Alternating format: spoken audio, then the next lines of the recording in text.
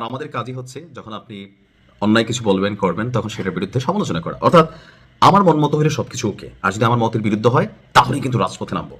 এই যে রাজপথে নাইমা আওয়ামী লীগকে বিদায় করা একটা যে ট্রেন্ড বা কালচার, বা ধরেন রাজপথের শক্তিমত্তার পরিচয় দিয়া পুরো সিস্টেমকে হিলাডালা সেই জুলাই যোদ্ধারা আর তাদের যারা বস অর্থাৎ নাহিদ ইসলাম, ইনকিলাব ইনকিলাব। হ্যাঁ, তো সেই নাহিদ ইসলাম আজকে যে বক্তব্য দিয়েছেন এই বক্তব্যটা আসলে কতটুকু যৌক্তিক? আর নাহিদ ইসলামের কি ধারণা যে এখন ডাক দিলে রাজুতে আয়, কই ঢাকা আটে তো ডাক দিচ্ছেন, আপনারা পারছেন পারেন নাই? হাস্যকর মন্তব্য করা বন্ধ করে দেন। আর যে হাসান মাহমুদ হইয়েন না, আওয়ামী লীগের একজন যিনি ছিলেন, কথা কথা বলতো, মানে কি বলতো নিজেও জানে না। ফলাফল যেটা আসছে যে এনসিপি 6টা পাইছে, এই 6টার মধ্যে হাসনাত আব্দুল্লাহ ছাড়া বাকি যে 5টা যদি জামাতের লেজ এনসিপি না ধরতো, অথবা জামাত পিতা হিসাবে পুত্রদের আশ্রয় না দিত, এই একটা সিটি শুধু পাইতো হাসনাত আব্দুল্লাহ, আর কোন সিটি এনসিপি পাইতো কিনা আমার সন্দেহ আছে।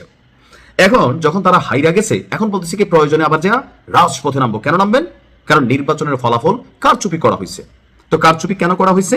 এটা বিএনপি, প্রশাসন, ডক্টর ইউনূস, নির্বাচন কমিশন সবাই মিলে একটা সেট আপ দিছে। মানে এটা গতকালকে বক্তব্য দিল যে জরুরি সংবাদ সম্মেলন এনসিপি ডাকছে।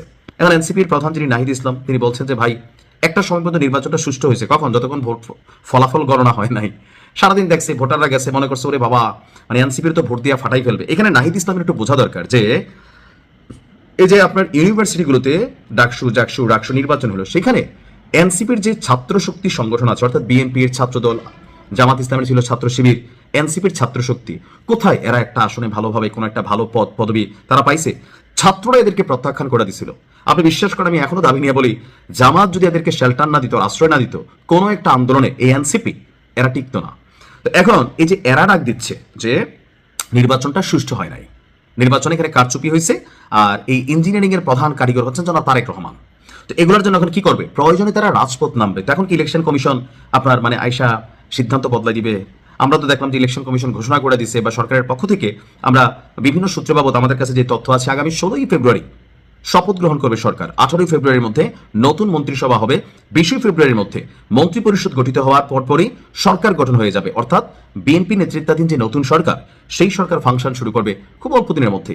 তাহলে এখন যে রাজপথে নামা, আপনি ডাক দিয়া দেখেন, মানে এনসিপির মাঝে মাঝে হয় কি যে ওই যে থাকে না যে পুরনো একটা জোশ ফিলিংস, যে কোনো কথায় কথায় রাজপথে নামা, এই অভ্যাসগুলো ভাই বন্ধ করে দেন।